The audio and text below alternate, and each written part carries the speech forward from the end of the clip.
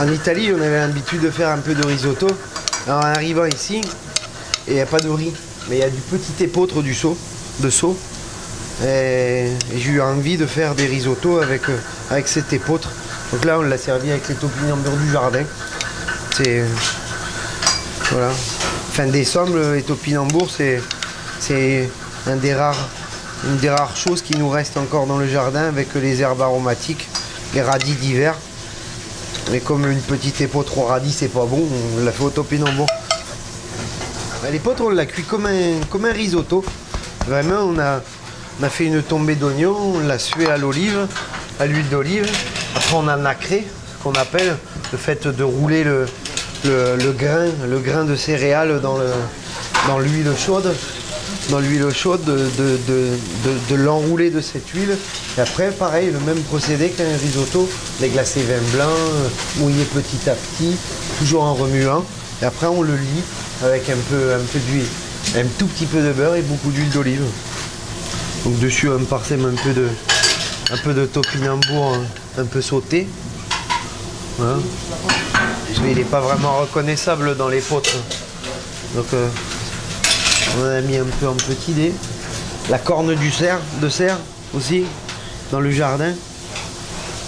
On en a une petite herbe qui a une forme un peu bizarre, qui rappelle les cornes de cerf, d'où ce nom, la corne de cerf. Et avec une petite pointe d'acidité. Ça peut être marrant, ça peut chasser un peu le gras. Ça chasse le gras un peu de tout ce gras qu'on a apporté en montant l'épeautre. Voilà. Mantecare, on appelle ça. Ça vient un peu de l'espagnol mantequilla, monter au gras. Un peu de vieux parmesan, pas trop. Voilà. Et puis comme en ce moment c'est la truffe, il va falloir profiter. Donc la truffe, vous la coupez ou très fine, un petit copeau parsemé comme ça. Autrement, moi j'aime bien la couper un peu plus épais et après en julienne. Voilà, ça reste toujours des tout petits bâtonnets fins. Ça parfume assez instantanément et ça peut donner un peu de volume, ça fait joli. Voilà.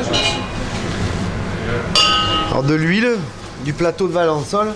Elle a une semaine cette huile, pour ça elle est bien verte. Elle est très, très fruitée.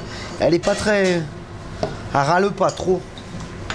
En général, les huiles à peine sorties, ça chatouille un peu la gorge. C'est pas forcément agréable. Mais celle-là, elle est bonne. Et voilà. Une petite épeautre aux truffes du plateau. Voilà. Un autre truc, je sais pas si vous avez remarqué, les truffes, je les ai mis dans du riz. Alors ça peut parfumer le riz, ça parfume surtout le riz. Après vous pouvez faire un petit risotto. Comme ça, c'est surtout que ça maintient les truffes un peu en vie si vous avez l'intention de les garder, de ne pas les consommer tout de suite. Ça leur mange un peu l'humidité tout doucement. Ça s'abîme pas et elle se garde.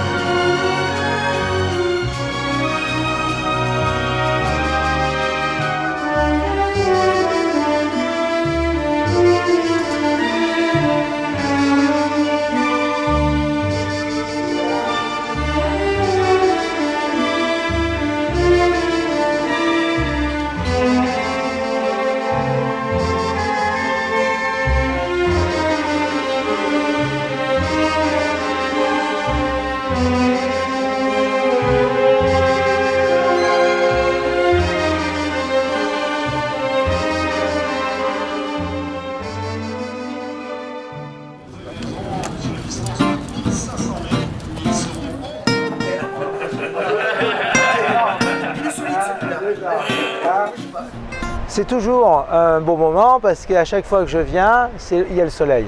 Et puis les courses, je dirais l'hiver sous le soleil, je crois que c'est important. Et moi, ça me donne une envie supplémentaire d'être participant, je dirais, à ces événements parce que la Côte d'Azur vit d'événements. L'inspiration, c'est garder les produits, je dirais, de saison. Donc on a mis la Saint-Jacques avec, je dirais, une douceur d'huître et qui est servie avec une petite salade qui donne une fraîcheur tout en gardant la vérité, je dirais, de la saison. La Saint-Jacques, c'est l'hiver. Après, il y a le canard qui est la poitrine de canette, qui est une chose extraordinaire. Pourquoi? Parce que je l'ai marié avec une purée à la tomate et à l'orange. Et donc qu'est-ce que c'est aujourd'hui? L'hiver, c'est la pomme de terre, c'est les agrumes ici, et on le fait avec la tomate, mais le concentré, qu'on faisait le concentré aussi sur la Côte d'Azur. Et le mélange des deux, tomate, pomme de terre et orange, c'est exceptionnel. Et une petite sauce à base de vinaigre, de balsamique, qui redonne, je dirais, un arôme qui va très très bien et facile à servir. Et cette légèreté de parfum et de goût va très bien ensemble. Hein. Après, on va marier un petit peu l'agrume et puis la passion. Parce que c'est la fin de repas et ce repas, il doit être marqué par quelque chose. Et marier, je dirais, la passion avec un petit peu de chocolat au lait, un petit peu, je dirais, de petites sauces et de croustillons d'agrumes également, parce que nous sommes dans un pays d'agrumes et il faut savoir que j'ai une passion des agrumes. J'ai même, dans mon jardin, planté 80 variétés d'agrumes. Voilà, on s'amuse. Et donc on est dans le type du terroir. Et les gens qui viennent sur la Côte d'Azur, ils viennent goûter, je dirais, ce terroir. Et donc les produits qu'on a. Et moi qui suis d'une région différente d'origine, du Limousin, Périgord, quand j'étais gamin, je dirais à Noël, on mangeait l'envoi de Nice. Et l'envoi de Nice, c'était une petite boîte avec des canisses et à l'intérieur, il y avait des mandarines de Nice. Donc c'est toujours resté et c'est pour ça que ma passion est là.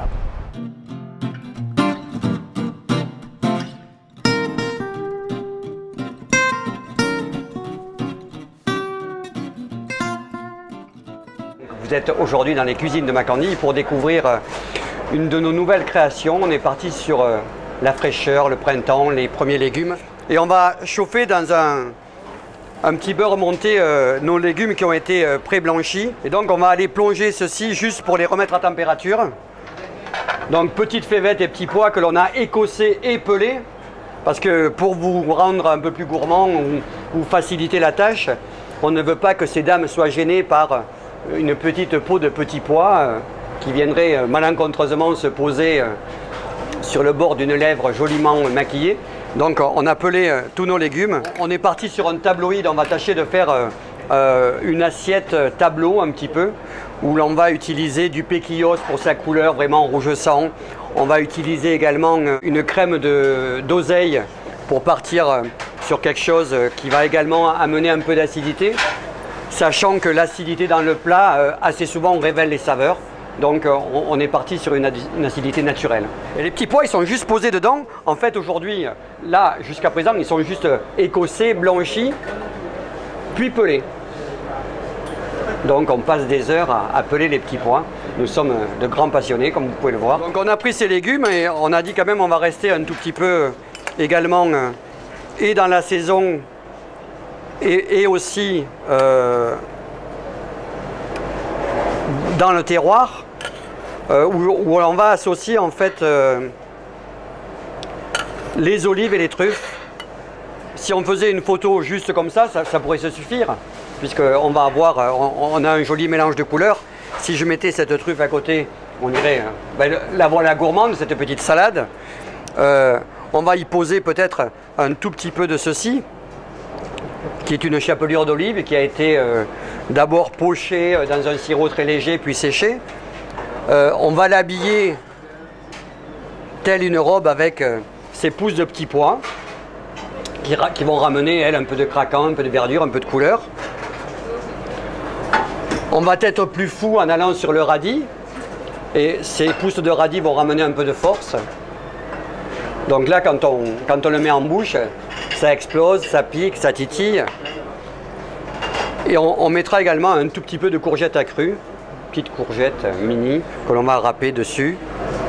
Donc c'est des petites billes, des petites carottes plus ou moins sucrées, un petit poireau jeune, un petit navet, une boule de céleri, une petite courgette,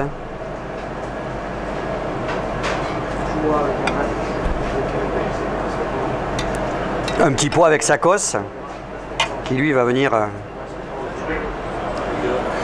juste se poser et montrer son petit intérieur.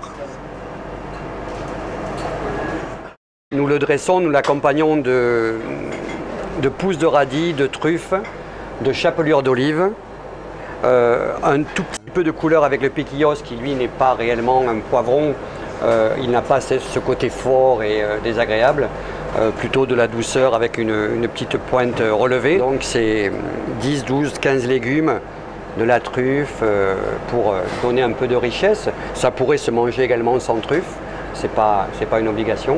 On va dire que ça habille agréablement notre assiette.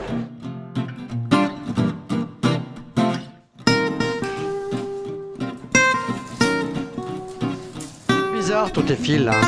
Il y en a qu'un seul. Il y en a beaucoup, tu peux pas faire un truc sans fil? C'est plus cher. Ben.